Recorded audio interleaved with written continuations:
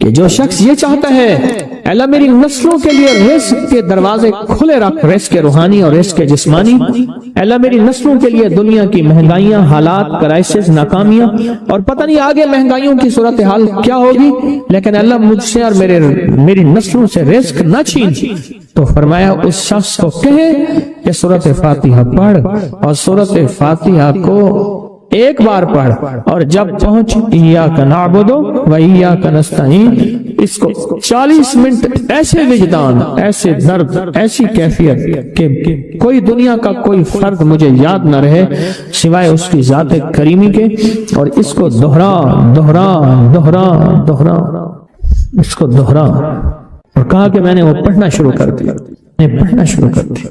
شیخ حامد کوفی کہتے ہیں کہ کوفہ میں ہمارے ہاں ایک رئیس تھا، اور لوگ اس کے در سے کھاتے تھے، اور لوگ اس کے در سے بہت لیتے تھے، اور بہت سخاوت چلتی تھی، اور سنا تھا کہ اس کے والد بھی ایسے رئیس تھے، اور سنا تھا اس کے دادا بھی ایسے رئیس تھے، اور یہ بات سنی تھی کہ اس کے دادا نے کوئی عمل کیا تھا، اور ایسا نہیں، دادا کے بڑوں نے کوئی ایسا عمل کیا تھا جس میں اللہ سے نسلوں کے لیے رزق اور رزق کے خزانے منوائے تھے۔ کتنے لوگ ایسے ہیں، مال دولت چیزیں، ایسے حالات اور گردش میں آئے کہ ناموری سے گمنامی میں چلے گئے۔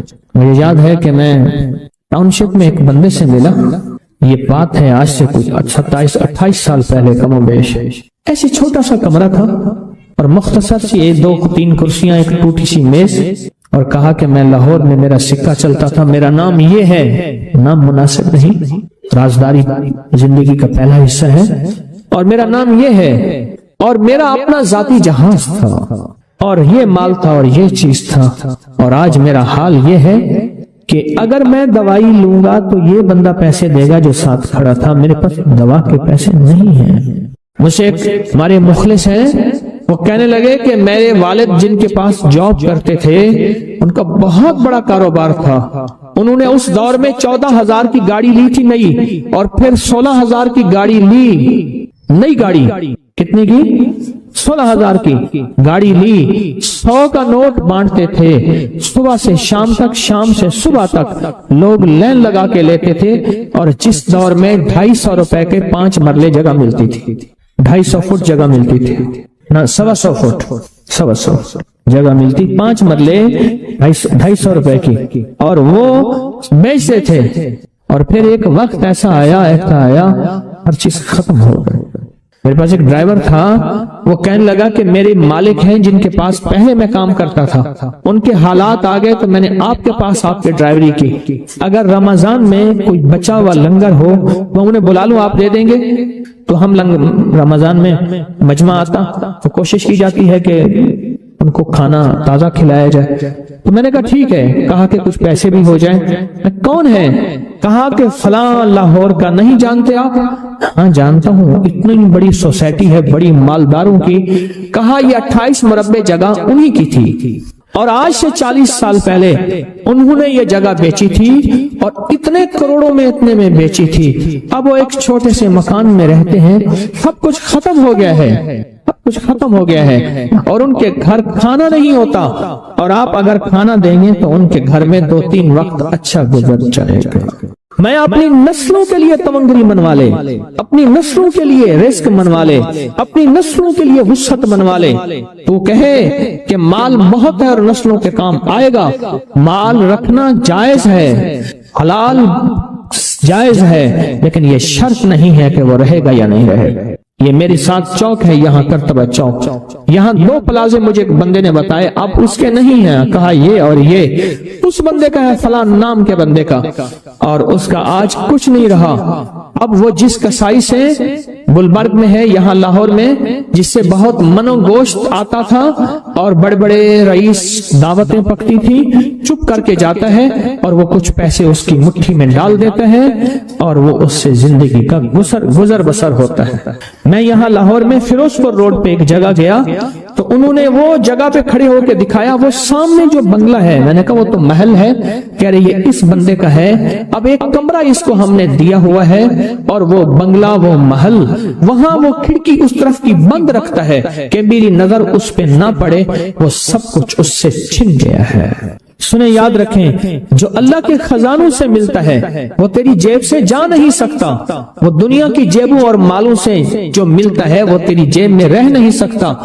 یہ جو عمل ہے نا، نسلوں کے لیے رزق منوانا، برکت منوانا، نسلوں کے لیے رزق منوانا، نسلوں کے لیے برکت منوانا، یہ جو عمل ہے، بس اب میں نے آپ کو عرض کیا نا کہ آپ پوچھیں کتنا دن کریں گے، میں نے کہا دل خود بولے گا، من خود بولے گا، اندر خود بولے گا۔ میں نے آپ کو کچھ واقعات سنائے ہیں، بڑی بڑی ہستیوں کے واقعات، بڑی بڑی ہستیوں کے واقعات۔ یہ اس میں سعودی عرب مکہ مکرمہ میں ایک جگہ ہے، اس کا نام خالدیہ ہے سوسائٹی۔ میں وہاں ایک عرب سے ملا، شیخ ابو ترکی اسے کہتے تھے، تو اردو عربی تو مجھے آتی نہیں، بس تھوڑی بہت ایسے شدھ بدھ ہے، تو وہ تھوڑی ہی دیر میں کہتے تھے، ایسے اٹھتے تھے نا، کہتے تھے اللہم ایاک نعبد و ایاک نستعین۔ میری ان سے چند ملاقاتیں ہیں، بوڑھے تھے، بابے تھے، کہ ان کے بڑے آئے تھے، اصل میں خلافت عثمانیہ تھی تو ان کے بڑے ترکیہ سے آئے تھے، تو پھر مکے میں رہتے تو وہیں کے ہو گئے۔ ان کا جو خادم تھا وہ اردو بولنے والا تھا اور انڈیا کا تھا، اس سے میرا تعلق تھا۔ تو میں نے اس سے پوچھا، میں نے کہا تیرا جو ہے یہ بابا یہ کیوں پڑھتا ہے، یہ پتہ نہیں، پوچھ کیوں پڑھتا ہے؟ اس نے کہا جلالی بابا ہے تو کہے گا مجھ سے۔ میں نے کہا میرا کہے؟ اچھا وہ میرے اشارے دیکھ رہا تھا، تو اس نے عربی سے پوچھا کیا کہتا ہے؟ اس نے ڈرتے ڈرتے کہا کہ جی آپ یہ کیوں پڑھتے ہیں؟ تو بڑا خوش ہو گیا، کہنے لگا پہلا بندہ ہے جس نے مجھ سے یہ پوچھا، آج تو کسی نے پوچھا نہیں، پہلا بندہ ہے جس نے مجھے یہ پوچھا ہے۔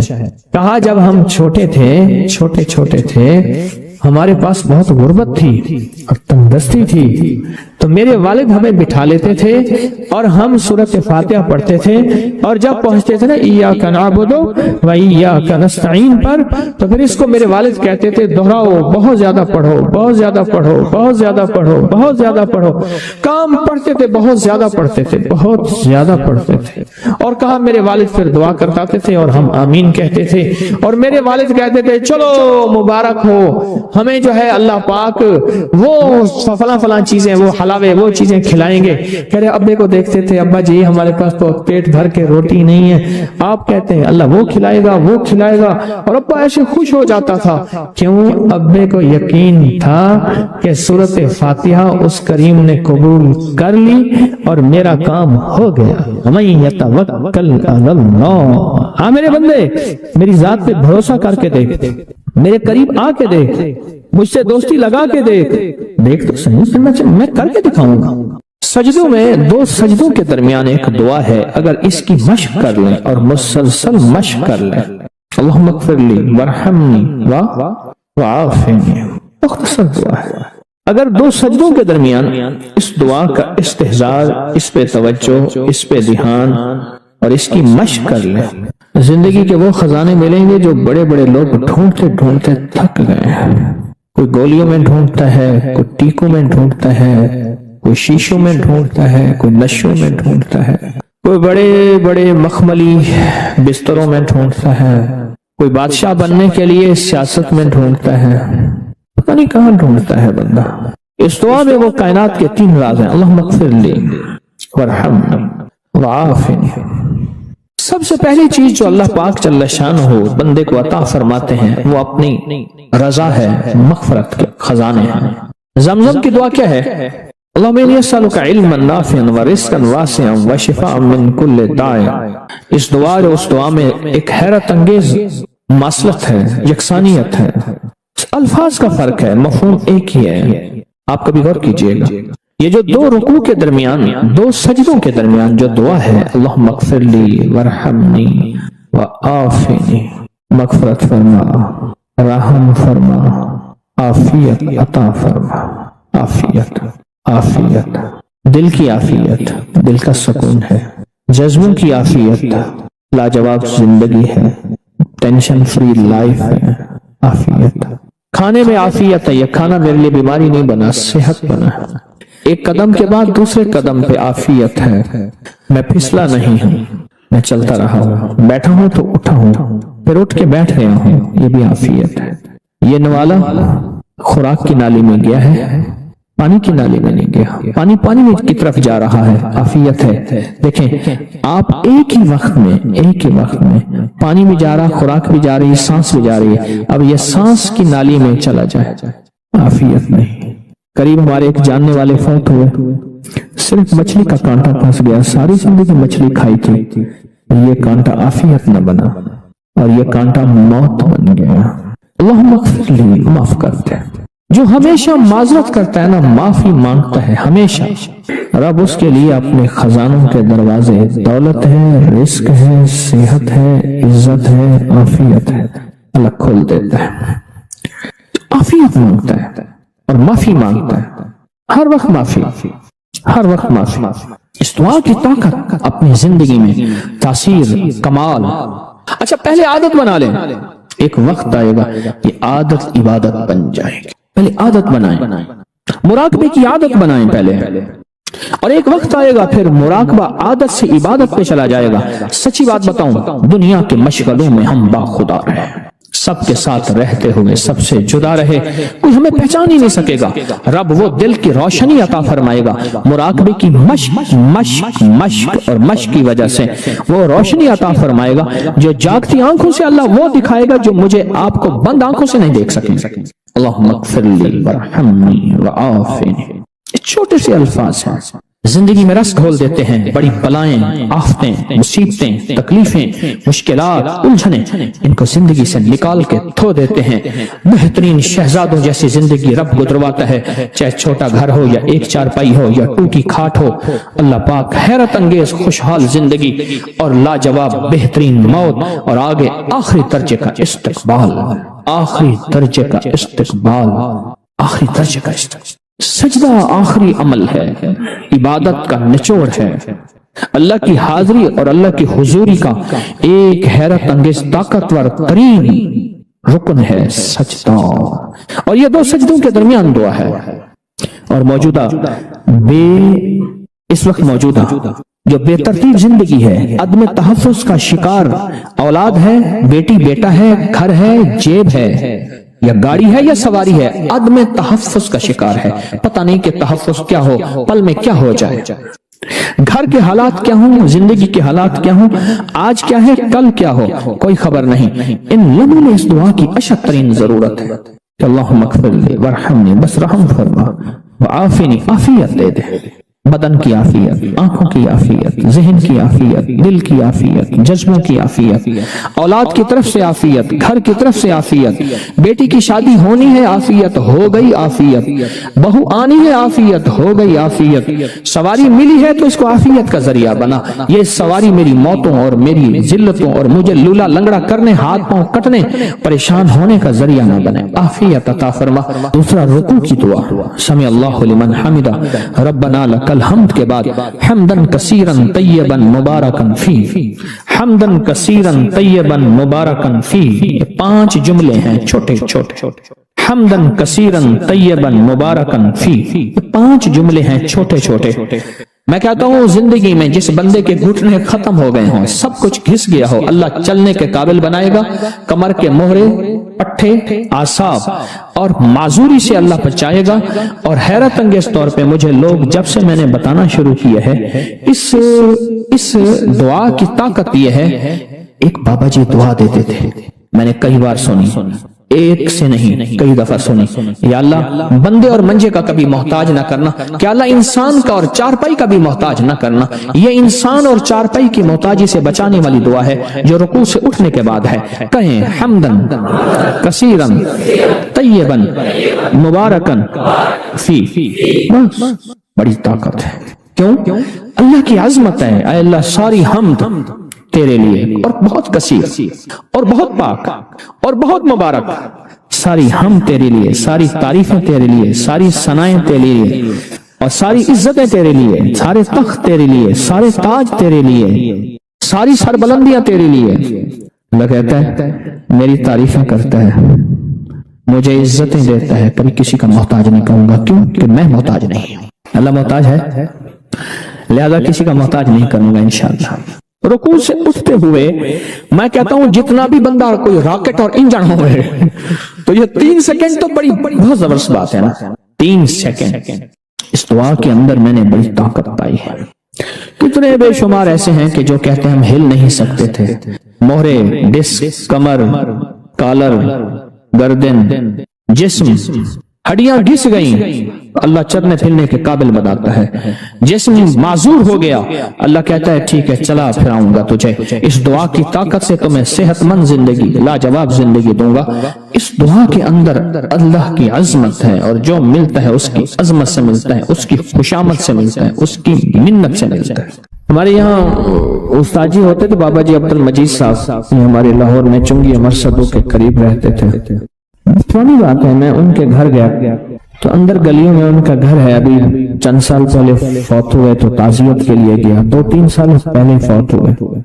ایک آدمی تھے، لا الہ الا اللہ محمد رسول اللہ، تو یہ کلمہ ان کی ہدیے کے لیے پڑھا۔ میں ایک دفعہ گھر گیا تو سخت سردی تھی، تو انہوں نے نیچے چادریں بچھائیں، کھیس بچھایا، چادر بچھائی اور نیچے جگہ بنائی، فرش ٹھنڈا تھا بالکل۔ میں نے کہا اللہ والے کوئی گھر میں بوریاں نہیں پڑی، پرانی پڑی ہیں، میں نے کہا جھاڑ کے لائیں، وہ نیچے بچھائیں، پھر کھیس بچھائیں، پھر چادریں بچھائیں، کوئی نیچے کی ٹھنڈک کو تو سنبھالے، بہت ٹھنڈک تھی۔ اچھا کھانا کھلایا، غریب آدمی تھے، جاتے ہوئے اٹھتے ہوئے میں نے کچھ ہدیہ بھی پیش کیا، کھانا کھلایا، ان کی چاہت تھی میرے گھر آئے، سفید پوش آدمی۔ بعد میں نا پلیٹ میں برفی لے آئے، ایسے پلیٹ تھی تو اس میں برفی ایسے پھیلی ہوئی تھی، میں نے ایک آدھ دانہ اٹھا لیا، ایک آدھ اور میں نے دم کر کے دیا، میں نے کہا یہ گھر جا کے کھلا دے۔ تو جب انہوں نے گھر جا کے کھلائی تو گھر سے مجھے شور شرابے کی آواز آنا شروع ہو گئی، طوفان ایک دم، حالانکہ اس سے پہلے خاموشی تھی، اس سے پہلے خاموشی تھی، گھر میں شور شرابہ طوفان۔ میں کیا ہوا؟ کہنے لگے جس چیز کو کھلائی ہے اس کے اوپر جنات کی حاضری ہو گئی، وہ برفی جس چیز کو بھی کھلائی ہے اس پہ جنات کی حاضری ہو گئی، جس چیز کو بھی کھلائی۔ وہ کیسے؟ کہنے لگے جنات نے ہمارا ایک بچہ مار دیا، اور جنات کیا کرتے ہیں، کپڑے کاٹ دیتے ہیں اور وہ بلیڈ کسی کی جیب میں ڈال دیتے ہیں، کہتے تیری جیب سے بلیڈ نکلا ہے، اب جھگڑا شروع ہوتے طلبہ بڑا اڑو بیٹھی میں سارے سوری جھگڑا لڑائیاں گھر میں، کہ تیری جیب سے بلیڈ نکلا ہے، تو نے کاٹا ہے، گھر میں لڑائیاں جھگڑے نفرتیں۔ پتیلا پانی کا پڑا تھا، چھوٹا سا بچہ اٹھایا اس میں ڈال دیا، ڈوب کے مر گیا۔ گھر میں صندوق میں کپڑے کٹ جاتے ہیں، وہیں لٹکے ہیں کٹ جاتے ہیں، اور گھر میں چیزیں خراب ہو جاتی ہیں، ہر وقت کسی کونے سے بدبو آتی ہے، اتنی گندی بدبو ہوتی ہے بندہ بیٹھ نہیں سکتا، جو اس میں ہے ہی کچھ نہیں، کوئی چوہا مرا ہوا، بلی کتا مرا ہوا، کچھ بھی نہیں۔ یہ واقعات بہت پرانے ہیں، ہم تھک گئے ہیں۔ جب سے تسبیح خانے سے نسبت ہے تو پھر اس وقت سے بچے ہوئے پڑھائیاں کرتے رہتے ہیں، بہت بچت ہوئی ہے۔ اس سے پہلے ہم نے پیروں کو پیسے دے دے دے کے خالی ہو گئے، کہنے لگا میں موٹر سائیکل پہ ٹافیاں بسکٹ وغیرہ ڈال کے گاؤں دکانوں پہ بیچتا تھا، کبھی 200 کبھی 300 کبھی 500 کبھی 100، جو بچتا تھا مجھے سارا پیروں کو دے آتا۔ پھر کیا